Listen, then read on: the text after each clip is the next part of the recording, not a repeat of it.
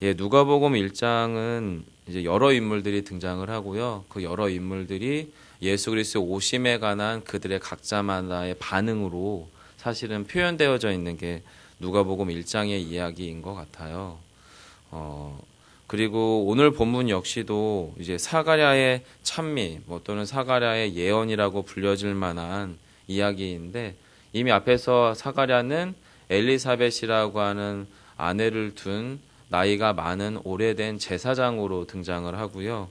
그는 어쩌면 예수님의 집안하고는 먼 친척 정도 되지 않을까라고 추정되는 가정입니다. 그리고 이미 앞에서 이야기가 나눠진 것처럼 이제 사가랴가 가브리엘의 세례 요한을 너희가 낳게 될 것에 대한 예언을 받았을 때에 믿지 못함으로 벙어리가 되었다라고 하는 이야기들이 이미 앞에서 있었고, 그리고 나서 이제 아마 요한을 출생하게 된 것 같아요. 출생할 때쯤 이제 그 아이의 이름을 지어야 되는데, 장명해야 되는데, 이제 엘리사벳 역시도 요한이라고 하고, 그래서 사람들이, 집안 식구들이 이제 술렁술렁 하는 거죠. 그 집안에 요한이라는 이름을 가진 사람이 지금까지 없어 왔는데, 존경할 만한, 또는 본받을 만한, 또는 자랑할 만한 어떤 조상들의 이름들이나 어른들의 이름을 아마 본따서 이름을 지었었던 것 같은데, 요한이라는 이름은 등장하지 않았었나 봐요. 그래서 이제 그 요한이라고 하는 이름을 이제 사가랴도 말하고, 그리고 나서 엘리사벳도 말하고, 그리고 사가랴도 또 동시에 요한이라고 하는 이름을 말하게 되면서 그 사가랴의 입술이 열려서 이제 처음 말을 꺼내는 게 오늘 여러분이 읽으신 이 본문이에요. 근데 여러분 이 본문을 유심히 읽어나가면 사실은 사가랴의 말들은 어디서 많이 좀 읽어봄직한 이야기들이에요. 무슨 말씀이냐면 구약의 예언서들을 엄청 많이 닮아 있습니다.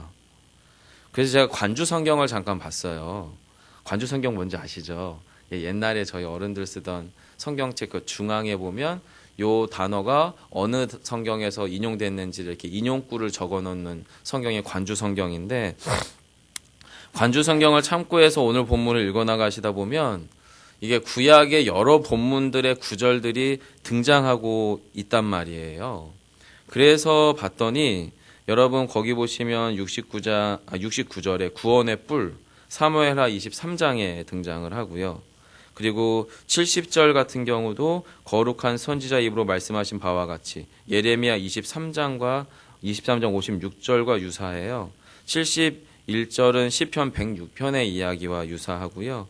72절 우리 조상을 긍휼히 여기시며 그 거룩한 언약을 기억하셨으니 할 때 조상을 긍휼히 여긴다라고 하는 건 미가서 7장 20절. 그리고 거룩한 언약을 기억하셨다 할 때 기억하다라고 하는 단어는 레위기 26장 42절. 그리고 73절도 창세기 26장 3절과 22장의 이야기들이 언급되는 관주 성경의 내용들이 있어요. 그리고 78절에 보시면 이는 우리 하나님의 긍휼로 인함으로 이로써 돋는 해가 위로부터 우리에게 임하여 말라기 4장 3절의 내용과 유사합니다. 자, 여러분 제가 왜 지금 사가랴 예언을 마치 어디서 봄직한, 어디서 들음직한, 그리고 구약의 성경에 비슷한 구절들이 등장한다라고 이야기를 먼저 꺼냈었냐면, 사가랴가 자신의 아들 요한을 보기 전까지 벙어리가 된 것에 대해서 성경은 사실은 믿지 못하기 때문이라고 이야기를 합니다. 자, 근데 여러분 아브라함과 사라도 못 믿었습니다. 그죠? 아브라함과 사라도 못 믿었고요. 그리고 성경에 등장하는 수많은 사람들이 믿음이라고 하는 그 국면들을 이해할 때 우리가 생각할 때에는 천사가 나타나서 또는 기도할 때나 하나님의 말씀이 우리한테 딱 임하면 네, 아멘 하겠습니다 하는 게 이제 우리는 보통 믿음일 거라고 확신하지만, 사실 저희들의 삶의 실상을 들여다보면 그런 종류의 믿음은 거의 등장하지 않아, 존재하지 않습니다. 우리 안에서 질문도 있고요, 의심도 있고요, 갈등도 있고요, 치열한 어떤 여러 가지의 상황들이 생기는 것 같아요. 그걸 포함해서 성경은 어쩌면 믿음이라고 이야기하는 것 같습니다. 저희가 같이 다뤘던 목요일날 큐티 본문 1장으로 잠시 한번 가보시겠어요? 1장 20절입니다. 저희가 앞에 성경 몇 부분을 조금 다룰 건데요. 네. 1장 20절, 21절 한번 같이 찾았으면 읽어볼까요? 함께 읽겠습니다. 보라, 이 일이 되는 날까지 내가 말 못하는 자가 되어 능히 말을 못하리니 이는 내가 내 말을 믿지 아니함이거니와 때가 이르면 내 말이 이루어지리라 하더라. 백성들이 사가랴를 기다리며 그가 성전 안에서 지체함을 이상히 여기더라. 여러분 여기 보시면 여기서도 에피소드가 약간 이상해요. 가브리엘이 이제 아들 요한을 낳을 거라고 하는 예언을 하니까 사가랴가 마치 과거 아브라함의 아내 사라처럼 우리가 늙었습니다. 나의 아내도 늙어서 애가 낳기가 불가능합니다. 그러자 이제 가브리엘이 이 복된 소식이라고 말을 하면서 너가 그것을 믿지 못함으로 벙어리가 되어 못할 것이다라고 이야기하면서 마치 이것이 우리는 이제 20절의 앞부분까지만 읽으면 벙어리가 된 것이 하나님의 재앙처럼 보이거든요. 재앙처럼. 그런데 그 재앙처럼 보였던 그 모습이 20절 뒷부분에 보시면은 때가 이르면 내 말이 이루어질 것이다. 즉 무슨 말이냐면 사가랴 너가 믿든지 못 믿든지 너의 삶이 그걸 받아들이지 못 받아들이든지 하나님의 그 약속은 너에게 임했고 찾아왔고 그 약속은 너에게 기필코 이루어질 거다라고 이야기하는 게 20절의 이야기거든요. 그리고 실제로 이 약속이 이루어져서 오늘 본문에 보시면 사가랴가 탁월한 구약의 여러 구절들이 인용된 메시아의 신앙적 회복의 예언을 하고 있어요. 그게 지금 오늘 본문의 이야기란 말이에요. 자, 근데 사가랴가 벙어리가 된 것을 이스라엘 백성들이 이상히 여겼다라고 이야기할 뿐더러 22절에 보시면 사가랴가 환상을 본 줄 알았다라고 이야기한단 말이에요. 이스라엘 백성들의 이해는. 자, 저희는 사가랴의 말 못하는 것을 저주요, 재앙이고 징벌이라고 이야기하고 있는데 동시대에서 성전 안에 들어갔다 나온 사가랴가 말 못하고 있는 현상을 그 당시에 백성들은 뭐라고 얘기하고 있어요? 이상히 여겼고요. 아, 환상을 봤나 보다 라고 하고 있단 말이에요. 그럼 저희가 덮어놓고 이것이 믿지 못하기 때문에 일어난 하나님의 재앙이고 벌이다라고 이해하기에는 약간의 갭이 있다라고 하는 거예요. 왜 제가 이 이야기를 드리려고 하냐면 사가랴가 예언을 행한 게 특별하거나 탁월하기 때문이 아니에요, 여러분. 이미 성경에 다 있는 말이에요. 있는 말이에요. 달리 말하면 사가랴 안에 오랫동안 잠자고 있었거나 전혀 작동되지 않았던 현실 가운데 압도당해서 하나님께서 우리 안에 보내실 메시아에 대한 구원에 대한 하나님의 메시아 신앙이 잠자고 있었든지 아니면 전혀 현실 속에서 작동되고 있지 않았던 그 어떤 나이 들은 선지자, 제사장, 심지어는 생명의 수태가 불가능한 병들거나 연약해져 있는 아내를 둔 그래서 마치 이스라엘처럼 잉태치 못하고 구원의 생명을 흘려보내는 것이 막혀 있었던 그 어떤 가정 가운데 하나님의 구원의 약속이 임하잖아요. 아브라함과 사라처럼. 못 믿어요.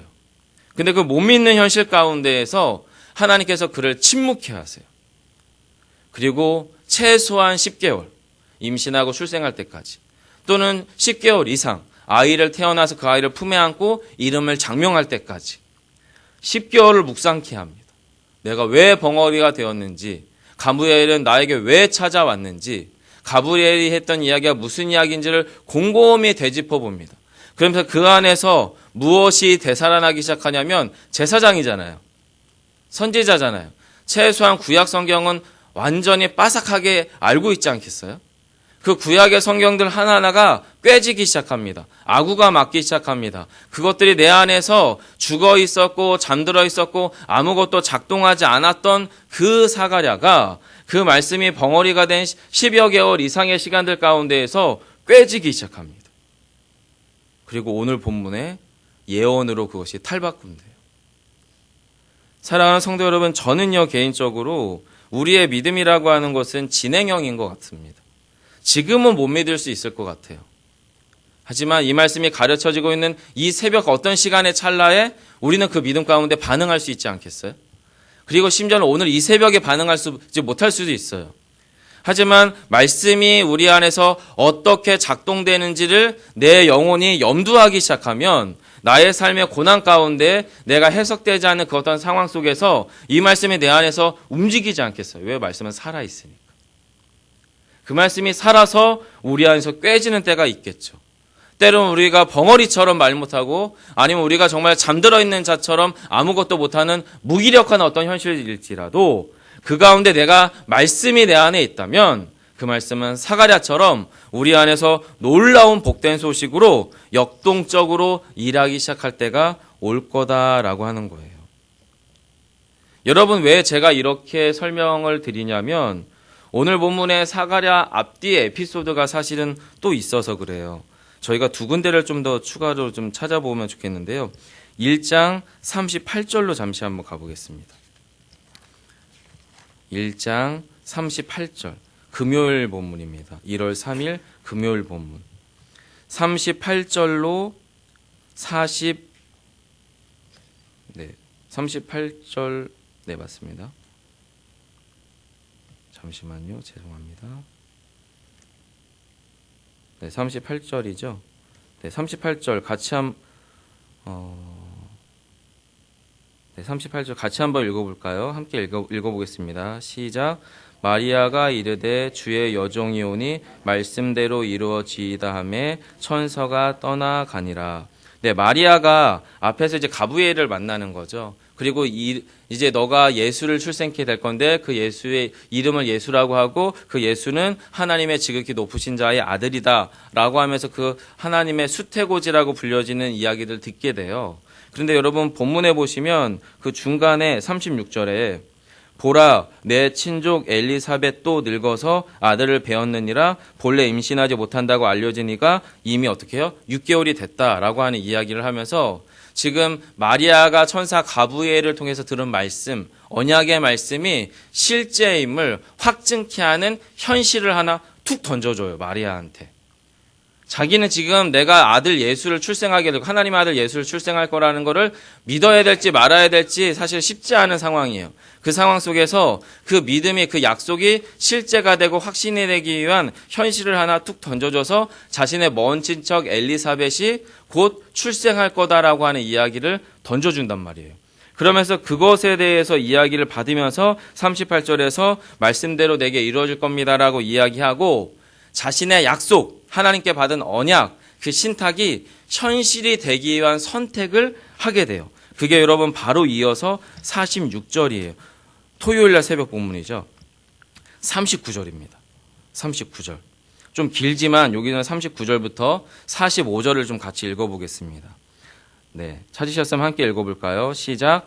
이때 마리아가 일어나 빨리 산골로 가서 유대 한 동네에 이르러 사가랴의 집에 들어가 엘리사벳에게 문안하니 엘리사벳이 마리아가 문안함을 들으매 아이가 복중에서 뛰노는지라 엘리사벳이 성령의 충만함을 받아 큰 소리로 불러 이르되 여자 중에 내가 복이 있으며 내 태중의 아이도 복이 있도다. 내 주의 어머니가 내게 나아오니 이 어찌된 일인가? 보라 내 문안하는 소리가 내 귀에 들릴 때에 아이가 내 복중에서 기쁨으로 뛰돌았도다.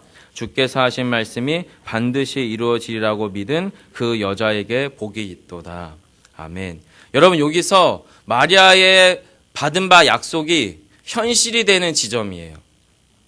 가브리엘이 엘리사벳이 임신했어? 라고 하는 이야기를 듣고 바로 망설이지 않고 지체하지 않고 유대의 작은 동네로 찾아가요. 엘리사벳을 방문하는 거죠. 엘리사벳을 방문하기 위해서 가면서 그의 이름, 엘리사벳의 이름을 부르며 그 엘리사벳의 집의 문을 빼꼼히 여는 찰나에 엘리사벳이 들어오는 어린 소녀인 마리아를 봅니다. 여러분 지금 엘리사벳은 어쩌면 할머니에 가까울 정도로 몸이 많이 연로한 어른일 거고 마리아는 이제 갓 15, 15살, 16살이 될까 말까한 매우 어린 소녀예요. 정말로 생기발랄한 어린 소녀가 문을 열고 딱 들어가서 엘리사벳의 눈을 딱 마주치는 순간 방금 여러분이 읽으신 본문에서 뭐예요? 복중에 있었던 엘리사벳 뱃속에 있었던 세례 요한이 꿈틀했다는 거예요. 그래서 꿈틀했더니 갑자기 성경을 뭐라고 표현하냐면 41절 중반절에 엘리사벳이 성령의 충만함을 받아. 마리아가 인사하니까 엘리사벳의 뱃속에 있었던 요한이 꿈틀해서 엘리사벳이 성령의 충만함 가운데서 누구요? 마리아에게 찾아온 이 놀라운 예언의 약속이 얼마나 복된 약속인지를 이제 노래하는 거예요. 성령의 충만한 가운데. 어떤 일이 일어나는 거냐면 말씀은 똑같이 받았어요. 엘리사벳도 받았고 마리아도 받았고요. 사가랴도 받았어요. 근데 그 말씀을 어떤 이는 넙죽 믿을 수 없어 보여요. 그래서 하나님은 그 약속의 말씀이 믿어질 수 있는 현실 가운데로 우리의 삶을 두신다는 거예요. 이게 무슨 이야기냐면 여러분, 우리에게는 하나님의 말씀을 믿을 수 있는 현실과 하나님의 말씀을 절대 믿을 수 없는 현실 두 가지가 공존합니다. 네. 우리의 경제적 상황이나 우리의 관계의 깨트려짐이나 우리의 삶의 무기력을 봐서는 하나님의 말씀이 내 안에서 전혀 역사하지 않는 것처럼 확신할 수밖에 없는 현실이 우리의 삶의 절반이고요. 반대로 그러하기 때문에 하나님의 약속의 말씀은 실제일 수밖에 없거나 실제여야 하는 현실이 공존한다는 거예요. 언제나 우리의 삶에서는 그러하다는 거예요. 지금 사가랴도 그렇잖아요.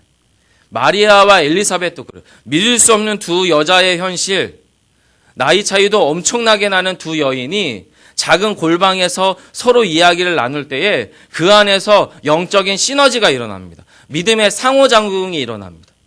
피차 믿을 수 없는 약속의 말씀을 피차 받았는데 마리아를 보는 순간 그 안에 있는 아이가 꿈틀거리며 성령의 충만한 가운데로 들어가는 엘리사벳. 자신이 하나님의 아들을 낳을 거라고 하는 가브리엘로부터 놀랍고 두려운 약속을 받았지만 그 현실을 나의 현실로 받아들이기가 결코 쉽지 않은 어린 소녀가 그 엘리사벳을 찾아갔을 때에 엘리사벳으로부터 너무나도 구체적이고 너무나도 놀라운 예언을 받게 되는 현실 두 개가 맞닥뜨리니까 그 안에서 하나님의 약속은, 그 말씀은 현실일 수밖에 없는 현실이 되도록 주님께서 마리아와 사가랴 가운데 역사했다는 거예요. 그 똑같은 패턴이 사가랴의 현실에서 나타나는 거죠. 말씀이 임했어요. 믿을 수 없어요. 신뢰할 수 없어요. 그 가운데서 벙어리가 됐어요. 여러분, 제사장이 벙어리가 되면 어떻게 됩니까? 쫓겨나야 됩니다. 부정한 자거든요. 저주받은 자거든요. 제사장의 직무를 행할 수가 없잖아요.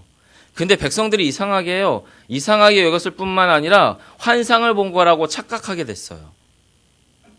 실패한 현실이어야 되는데 쫓겨나가야 되는 현실인데 그가 오히려 신령한 자가 됐어요. 그리고 그 가운데 10여 개월을 성전에 더 머물러요. 그리고 자신의 아들 요한을 받았을 때에 그때 오늘의 본문에서 놀라운 찬미를 행하게 되는 거죠. 여러분, 그럼 사가랴가 성전에서 벙어리인 채 뭘 했겠습니까? 가브리엘로부터 찾아온 신탁을 묵상했겠죠. 구약의 메시아의 모든 예언들이 내 삶에서 어떻게 재해석돼야 되는지 하나님과의 시간을 독대했겠죠. 그리고 오늘의 이 노래가 나온 거예요. 오늘의 이 노래가. 여러분, 사가랴의 오랜 침묵은요, 사가랴의 오랫동안 잠자고 있었던 메시아에 대한 이해, 오랫동안 전혀 나의 삶의 현실에 꿈틀거리지도 않았던 하나님에 대한 신앙과 믿음을 다시금 불러일으키는, 그 심장을 다시 펄떡펄떡 뛰게 만드는 그런 놀라운 시간들이었다는 거예요. 사랑하는 성도 여러분, 우리에게 믿음이라고 하는 것은요, 이 새벽 시간이든 아니면 여러분의 정해져 있는 주일의 예배 시간이든 아니면 여러분의 골방에서 홀로 하나님과 독대하는 시간이든 그 시간이야말로 그 시간이 여러분과 하나님과의 가장 놀라운 믿음이 다시 한번 꿈틀거릴 수 있는 영적인 응급처치의 시간이에요. 말씀이 들릴 때 그 말씀은 우리에게 하나님의 약속이 현실이 될 수 있는 그 순간일 수도 있고요. 하나님의 약속은 그냥 주일날 설교 시간에만 잠깐 듣고 잊어버리는 현실일 수도 있어요. 차이는 뭐예요? 그 말씀이 진실로 내 안에서 어떤 일을 일으키는지를 기억해내야 돼요. 오늘 사가랴가 구약의 약속된 메시아가 어린 마리아의 몸으로부터 올 예수라고 하는 것을 믿기 시작할 때부터 말입니다. 여러분, 그렇다면 오늘 본문에서 사가랴가 예언하죠. 첫 번째는 이스라엘 백성들 안에 구원의 역사가 일어날 것, 오실 메시아 대신 예수 그리스도에 대한 예언에 관한 이야기가 쭉 나와요. 그리고 또 한 가지는 세례 요한에 관한 이야기가 나오죠. 오실 메시아 대신 예수 그리스도를 예비하는 자, 세례 요한이 어떤 자입니까? 그게 여러분 75절입니다. 75절에서 세례 요한은 이런 자입니다. 종신토록 주의 앞에서 성결과 의로 두려움 없이 섬기게 하리라. 나시린이죠. 구약의 나시린은 신약으로 표현하면 여러분 그리스도인입니다. 그리스도인. 죽도록 종신토록 그의 육체의 삶이 다하기까지 자신의 주 되신 예수 그리스도 앞에서 하나님께로부터 예수 그리스도의 보혈로 옷 입은 성결과 의로 세상 가운데 두려움 없이 살아가는 자, 섬기는 자로 부르심을 받은 자, 나시린인 세례 요한이며 그리스도인인 저와 여러분이에요.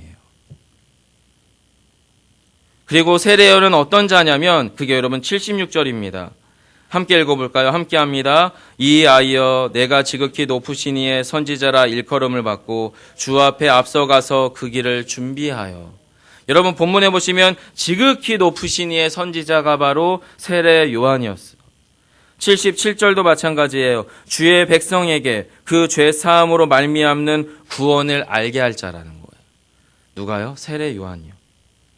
80절에서도 세례 요한에 대한 묘사가 나옵니다. 아이가 자라며 심령이 강하여지며 이스라엘에서 나타나는 날까지 빈들 가운데 있을 자가 세례 요한이에요. 누구를 준비시키는 겁니까?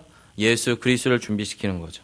예수 그리스도가 어떤 분입니까? 78절과 79절 한 번 더 읽어볼까요? 함께 읽습니다. 시작. 이는 우리 하나님의 국률로 인함이라. 이로써 돋는 해가 위로부터 우리에게 어둠과 죽음의 그늘에 앉은 자에게 비치고 우리 발을 평강의 길로 인도하시리로다 하니라. 아멘. 누구를 예비하고 있는 거냐면 78절에 보시면 하나님의 국률이 세상을 향해요. 영혼을 향해요. 인생을 향해요. 그리고 그 가운데에서 돋는 해는 여러분 우리가 감출 수 없잖아요. 멈출 수 없잖아요. 바로 바다 깊숙한 곳 가운데에서 마치 땅속 깊숙한 곳 가운데서 붉게 끓어오르는 태양이 떠오르듯이 하나님의 구원의 해가 돋는 해가 위로 떠오르는 거예요. 누구요? 예수 그리스도. 그를 누가 예비하는 겁니까? 세례 요한이. 또 누가요? 그리스도인이. 바로 저와 여러분이 예비하는 자라는 거예요. 그렇게 돋는 해가 그 가운데 비추기 시작합니다. 근데 그 해는 차별이 없어요. 낮은 데로나 높은 데로나 그늘진 곳이나 넓은 광야로나 풍요로운 곳이나 가난한 곳이나 실패하거나 낙심한 곳이나 해는 떠요. 그리스도가 그 가운데 비쳐요. 어디에 비치냐면 79절이죠. 어둠과 죽음의 그늘에 앉은 자에게 비치고 우리 발을 평강의 길로 인도하시리로다. 그 주님을 준비하는 자가 세례 요한입니다. 그리고 그 그리스도를 준비하는 자가 바로 저와 여러분입니다. 세례 요한은 여러분 그리스도인의 표상이에요. 교회의 표상입니다. 종신토록 주님 앞에 성결과 의로 두려움 없이 섬기는 자입니다. 왜냐하면 예수 그리스도의 성결과 의로 옷 입었기 때문이고요. 거룩함을 드러내는 존재로 부르심을 받았기 때문입니다. 또한 주의 백성이 될 자에게 제사함의 구원을 알게 하는 자예요. 즉 저와 여러분이야말로 예수 그리스도의 복음을 설명하고 입증해내는 삶을 살아야 되는 존재라는 거예요. 그리고 무엇보다 저희 역시 세례 요한처럼 그리고 또한 본문의 사가랴처럼 그리스도 안에서 자라야 합니다. 여러분 결코 말씀은요 귀로 들었다고 작동하지 않습니다. 그 말씀이 내 안에 심겨져서 현실을 말씀으로 살아낼 때에만 작동합니다. 말씀은요 여러분 귀로 들었다고 우리 안에서 확신되지 않습니다. 말씀을 세상에서 부딪혀 봐야 이게 진짜인지 아닌지 판가름 나고 그 말씀이 내 안에서 판가름 날 때에만 내가 진짜 그리스도인인지 아닌지가 드러납니다. 누구처럼요? 세례 요한처럼, 사가랴처럼 그리스도 안에서 자라고 심령이 그렇게 말씀 안에 행해야만 강해집니다. 그래서 하나님이 세례 요한을 빈들에 둔 거예요. 예수 그리스도를 광야에 둔 거예요. 그리고 저와 여러분을 광야와 같은 이 세상 가운데 두신 거예요.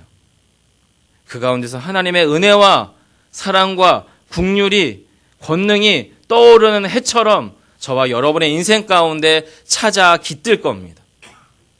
그리고 그것을 맛보는 자가 광야에서 하나님의 떠오르는 해처럼 그 감출 수 없는 해가 떠오르는 것처럼 감출 수 없는 말씀의 긍휼과 사랑과 권능이 나와 함께하는 것을 맛볼 수 있는 힘, 이게 여러분 그리스도의 오심을 준비하는 그리스도인의 삶인 줄 믿습니다.